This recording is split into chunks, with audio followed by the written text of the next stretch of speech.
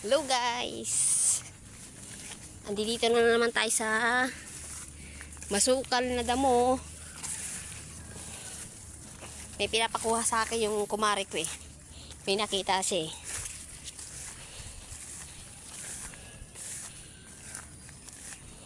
May nakita siya dito eh. Sana ba yun? May pinapakuha siya guys sa akin. Dito yata banda yun. May nakita sa ano? Ano ba tawag doon? Yung puso. Puso ng saging guys. Nakita daw niya.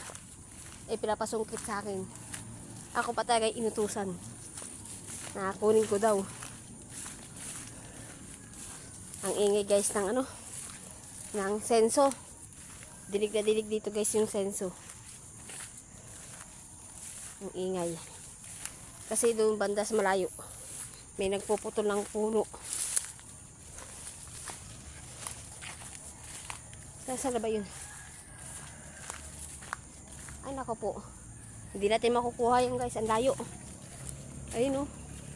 Ayun o. Layo. Ayun o. Ayun ang layo. Saan ba yun? Ayun ang layo o. Ayun o. Nakatago siya. Puso ng saging. Malayo guys. Hindi natin makukuha yun. Nasa sulok-sulukan ng damo. Baka makatapak pa tayo na hindi dapat natin matapakan. Pauwi na tayo guys. Ingat lang tayo maglakad kasi madulas dito. Hindi natin makukuha yun guys kasi maputi. Masukal. Mamaya makahawak pa tayo ng hindi dapat natin makuha, mahawakan. Kaya pauwi na tayo guys. Aray ko, kinagat na ako ng langgam. Kinagat na ako ng langgam guys. Dami-dami pa naman langgam dito guys.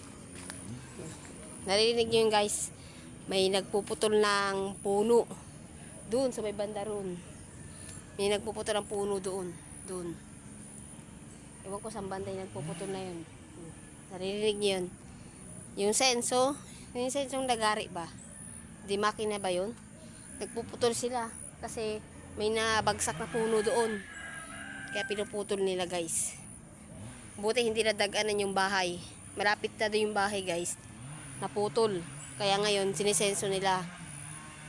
Ayan, maingay. Ang ingay ng senso guys. Aray ko, kinagat na ako ng langgam.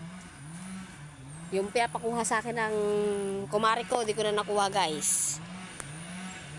Kasi ayoko, natatakot ako eh. Ako lang mag-isa, dapat may kasama ako. Ingay oh. Maingay guys.